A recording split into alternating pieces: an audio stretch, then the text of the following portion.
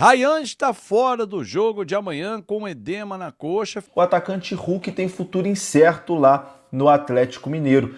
Vasco da Gama devendo dinheiro, e bastante dinheiro. Fala aí, fanático vascaíno, fanática vascaína, que alegria encontrar você aqui para bater papo sobre a nossa paixão.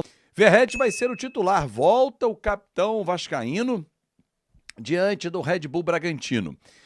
O Ryan, ele sentiu uma dor muscular contra o Fluminense, Diniz conversou com ele ficou no campo, e aí houve um entendimento durante a semana, ele foi preservado de alguns jogos, que era importante ele ficar no Rio de Janeiro. Não forçar. Essa é uma atitude inteligente, preventiva, para minimizar o risco. A gente está entrando numa reta final. A musculatura entra num desgaste normal, sobrecarga de treinos, jogos, pouco tempo de descanso, tudo é normal, a gente está finalizando outubro. Então o Vasco, nesse momento, tem que olhar com muito carinho a joia, que está fora do jogo amanhã diante do Red Bull Bragantino. Aliás, vou falar sobre ele, a importância do Ryan para o time daqui a pouco. Barros, Coutinho também. Léo Jardim, Paulo Henrique, Cuesta, Robert Renan, Piton. A dúvida, Hugo Moura, Barros, Coutinho, acho que vai Barros, Tietê e Coutinho. Hugo Moura que volta de suspensão ficando no banco. Na frente, Andrés Gomes, Verratti e Nuno.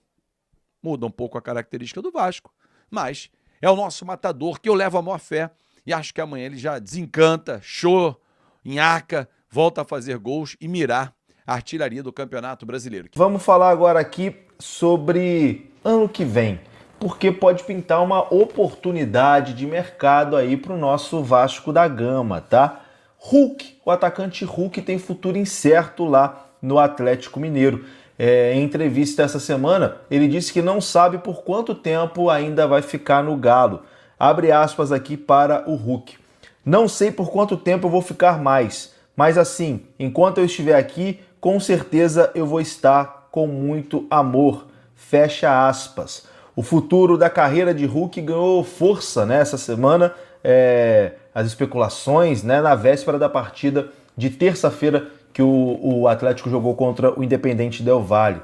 O atacante se manifestou aí sobre essa possível saída antecipada do Atlético Mineiro. Ele tem contrato com o Galo até o final do ano que vem, até o final de 2026, e durante a semana ele afirmou ainda não ter sido procurado pelo Atlético Mineiro para falar sobre uma possível saída. O Atlético está passando por alguns problemas lá financeiros também, então o Hulk tem o futuro incerto aí no Galo. E caso não vá permanecer no Atlético Mineiro, eu tenho certeza que Admar Lopes, Pedrinho já vão ficar com a anteninha ligada, com o radar ligado, porque o Hulk é titular aí em praticamente todas as equipes do futebol brasileiro, E levando em consideração que talvez o Vasco perca o Ryan para a próxima temporada, o Hulk mesmo já com uma idade bem mais avançada, mas o Hulk ainda com a sua força física pode ajudar e muito, numa temporada que vem. Quero a sua opinião, você acha que o Hulk seria uma boa para o Vasco no ano que vem, caso não fique no Atlético Mineiro? Lembrando que estamos aqui no campo da especulação apenas, tá? Não tem negociação ainda, não tem nada, mas quero saber a sua opinião. Deixa aqui nos comentários. Bora falar agora sobre o Vasco, que deve quase 10 milhões de reais em água. Pelo menos é o que garante a SEDAI, Companhia Estadual de Águas e Esgotos do Rio de Janeiro. Essa empresa entrou com ação na justiça contra o Vasco da Gama. A concessionária de água pede uma habilitação de crédito na recuperação judicial do Vasco. A verdade é que ela está tentando morder 9 milhões e 900 mil reais da dívida que o Vasco tem com os seus credores. O Vasco admite dívida, mas assegura que hoje sua pendência é de 6 milhões e 200 mil reais. Há uma diferença aí de quase 4 milhões de reais entre o que o Vasco garante dever e o que a concessionária assegura que o Vasco deve. Tema do nosso vídeo. O Vasco hoje ocupa a 8ª posição do Campeonato Brasileiro. O time olha para cima, que deve ser o foco realmente. O time tem que olhar para cima na tabela de classificação, mirar algo maior, e o algo maior chama-se Libertadores. Existem 2 caminhos para o Vasco chegar a essa competição internacional no ano que vem. O Vasco jogou pela última vez em 2018. Aliás, só um parêntese, Tem um vídeo sensacional, um corte sensacional que está rodando por aí, eu já recebi várias vezes, de um ex-dirigente que, se não tivesse sido filho do ex-presidente Eurico Miranda, não teria vida longa e política no Vasco, como até hoje ainda ouvem ele. Ele participou de uma entrevista com Benja. Alô, Benja, um grande abraço, Benjamin Bá. E quando foi perguntado sobre o trabalho do Pedrinho, o que ele projetava, o time do Vasco, ele falou mesmo, cara, os caras não sabem nada, vai sofrer, até o final vai brigar por luta de rebaixamento. Rapaz, o Cidadão e outros políticos do Vasco que ainda tentam fazer política no Vasco, daqui a pouquinho eu vou falar sobre isso também, eles devem estar se mordendo de raiva. Para eles aqui, ó, um brindezinho, um cafezinho para vocês, ó, toma um café, engole o choro, meu amigo. Sabe nada, sabe nada. Quem falou? Era a frase que o seu pai usava. Ah, amigo, vai viver a tua vida, rapaz. Ô, chega mais, vem torcer pro Vasco. É maneiro pra cacete ser Vasco. Ah, mas a última vez que o Vasco foi a Libertadores, eu era dirigente do Vasco. Tá bom, eu vi o time que foi. Eu estava em Avejaneda naquele atropelo do Racing em cima do Vasco. Paulão, Eraso, bela zaga. Questo Robert Renan. Parou pra pensar? Porra, esquece, meu irmão. Ah, meu Deus do céu. Bom, voltando a falar de Libertadores. Existem dois caminhos para que o Vasco chegue a essa competição. Via a Copa do Brasil, sendo campeão, aí vai direto para a fase de grupos, ou chegando via Campeonato Brasileiro, com um G6 virando G7 ou G8. E como isso pode acontecer? Bom, virar G8, depois de ontem, do atropelo que tomou o Palmeiras, 3-0 lá em Quito, não vai ser fácil. Porque eu falava, olha, G8 porque Palmeiras e Flamengo têm totais condições de ganhar a Copa Libertadores, aí vira G7. Se o Vasco, eu sempre isolo isso, não ganhar a Copa do Brasil, Fluminense e Cruzeiro, que estão acima, têm condições, abre mais uma vaga. Mas ontem Palmeiras tomou um atropelo, 3-0. O Flamengo levou uma vantagem mínima para a Avejaneda. Eu tô nem aí para Libertadores via Campeonato Brasileiro. Vou ficar feliz se o Flamengo perder o título? Qualquer torcedor vascaíno vai. Palmeiras? Não. Palmeiras a gente vai ficar chateado, porque é o nosso co-irmão paulista, nosso primo São Paulo. Vamos ver o que o Abel Ferreira vai aprontar na volta quinta-feira em São Paulo. Mas, via Copa do Brasil, é bem possível. Mas vamos tratar de G7. G7 hoje é onde está o Fluminense. 2 pontos acima do Vasco. 2 pontos. Ele tem um jogo a menos. Se ele ganhar esse jogo, ele vai abrir 5 pontos para o Vasco. É possível pegar 5 pontos na reta final? Claro que é. O foco do Vasco tem que ser olhar para cima. E olhar para a Libertadores, sim. É possível chegar lá? Claro que é possível. Agora, tem que seguir na batalha que está.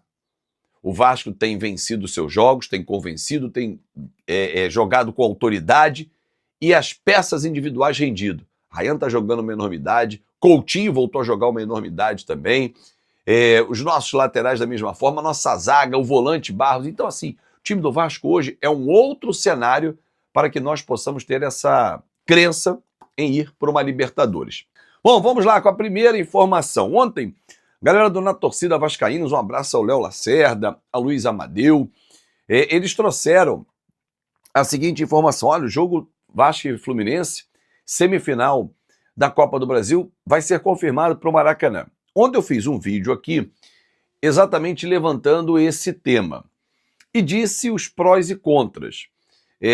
Um detalhe que chama muito a atenção na escolha do Maracanã, aliás, tem 2 detalhes. O primeiro é o BEP liberar o clássico em São Januário, que eu acho pouquíssimo provável. Mas o maior detalhe dessa negociação trata-se do contrato que o Vasco assinou para jogar 8 jogos no Maracanã, nas condições que obteve, customizando o estádio, como foi na última segunda-feira, pagando uma taxa que Flamengo e Fluminense também pagam, tendo a oportunidade de ter outras receitas como bares, estacionamento, enfim, todas as condições favoráveis para o Vasco.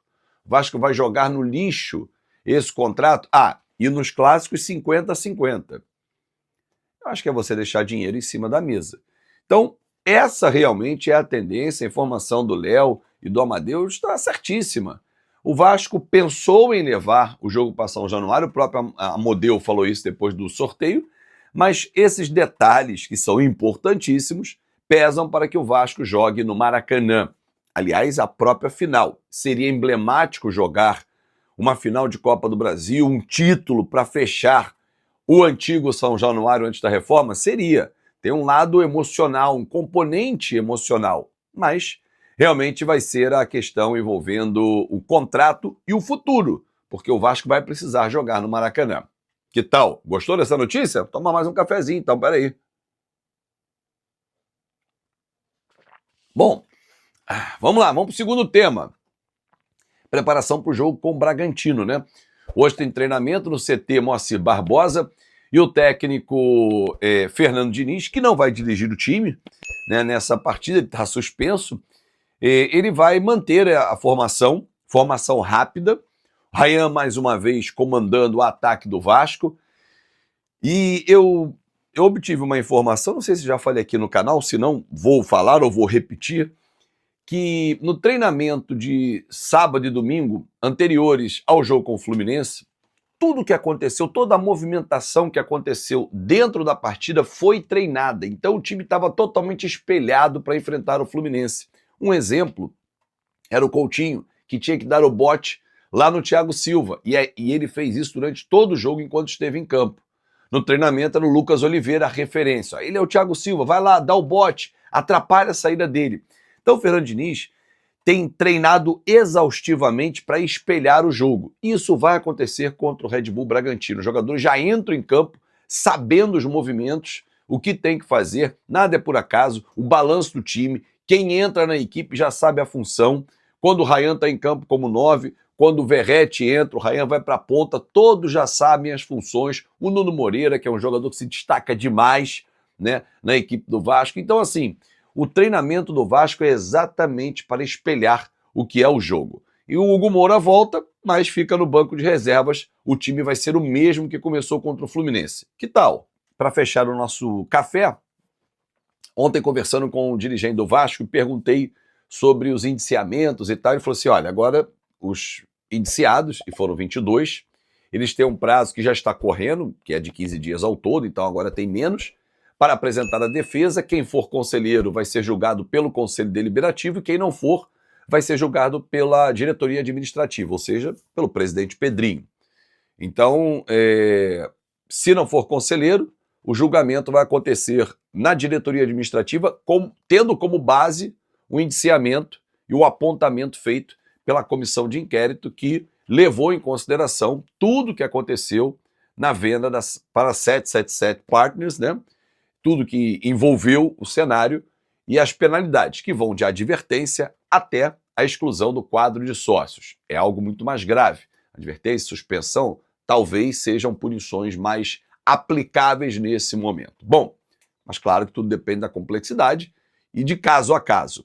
Não vai haver, me informou essa pessoa, nenhum revanchismo, nenhuma política que já foi feita em outras gestões, né, afastamento e tal, exclusão do quadro, aí o cara tem que ir para a justiça, brigar, voltar e tal.